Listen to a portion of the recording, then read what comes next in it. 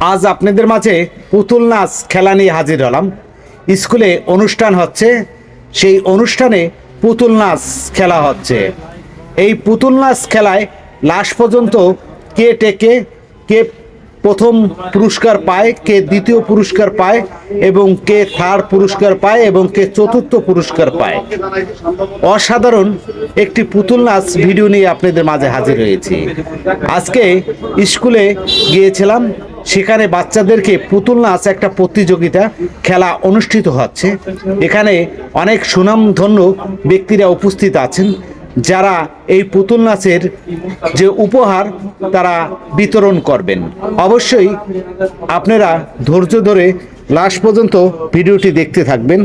আর এই অসাধারণ পুতুল নাচে লাস্ট পর্যন্ত কে বিজয়ী হয় আপনারা দেখবেন। আর অনেক সুন্দর যে বাচ্চাগুলো আছে, প্রতিটা বাচ্চাই পুতুলের মতন।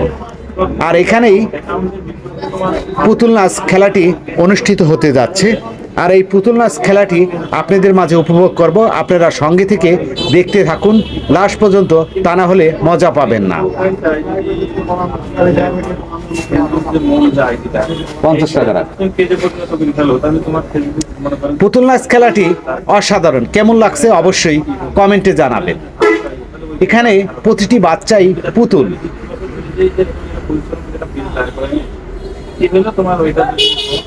এখানে দেখেন একে একে পুতুল নাচে কিন্তু অনেক বাচ্চাই ঝরে গেছে, তারা কিন্তু টেকতে পারেনি, অনেকটা সংকীর্ণ হয়ে এসেছে।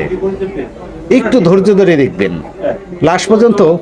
ফার্স্ট, সেকেন্ড, থার্ড এবং চতুর্থ 4 জন পর্যন্ত বিশেষ পুরস্কার রয়েছে। এই পুরস্কার পর্যন্ত আপনাদেরকে ধৈর্য ধরতে হবে। ধৈর্য ধরে দেখতে থাকুন। দেখেন আরেকটু বাচ্চা কিন্তু কমে গিয়েছে। এক পর্যায়ে দেখবেন লাস্ট পর্যন্ত 4 জন টিকে থাকবে। এই 4 জনই পাবে আকর্ষণীয় পুরস্কার। কি কি পুরস্কার দেখতে থাকুন। এই খেলাগুলো স্কুলে অনেক ভালো লাগে এবং দেখতে মন চায়। দেখেন আরো 2 জন কিন্তু চলে গিয়েছে।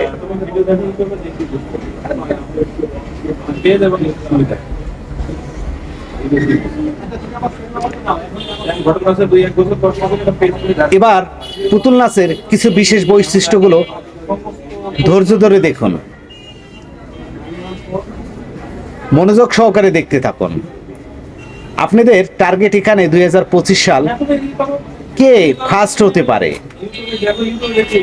এদের ভিতরে কার কার প্রতিভা আছে।